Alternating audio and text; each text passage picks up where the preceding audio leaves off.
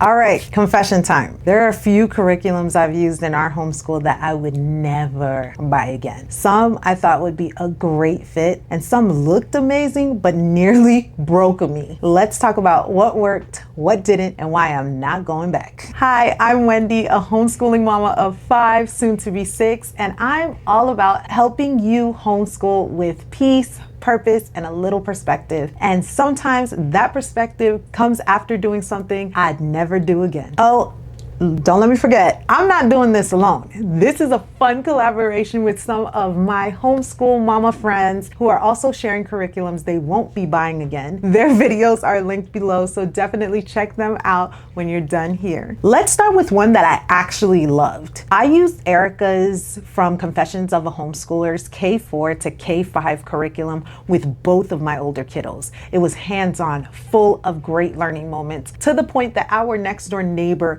decided to join us because we were having so much fun. But I made the mistake of buying the PDF version. Y'all, it took 4 grown adults 3 straight days, multiple laminators, folders, magnets, Velcro dots. It was a full-blown assembly line. And the whole time I was thinking, never again, y'all, never again. The setup was a beast. If she ever sold it fully printed and prepped and ready to go in a box with the supplies, I'd pay good money for that. But as a download, you have to prep yourself. That's a hard no for me. But I'll say this, if you ever see it already prepped, ready to go, grab it. It's that good. But doing it all yourself, I just couldn't. I really can't. I'm not built that way no more. I was younger. That was like 10 years ago. I was young. I was spry. I'm too old. All right, so this next one's on me.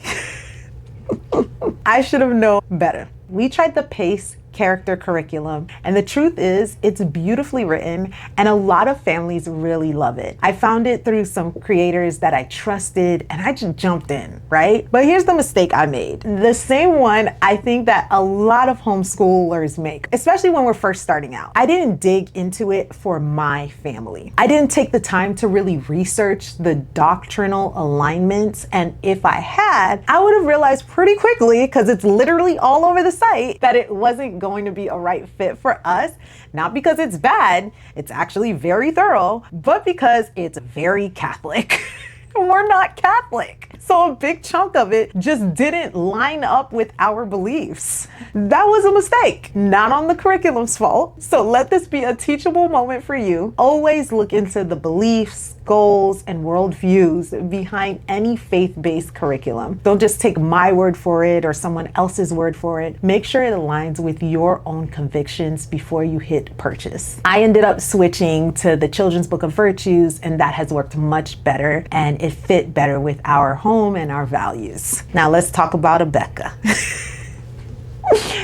We did K4 curriculum completely and their kindergarten programs completely early on in our homeschooling career. I believe they were the first homeschool curriculum that we used. And honestly, there were multiple reasons why it wasn't a good fit for us. First, I struggled very hard with the lack of diversity, both in the materials and in the worldview presented. It just didn't reflect the values or the richness of culture that I want my kids to see in their learning. Mind you, this was 10 years ago, so they may have redid their curriculum.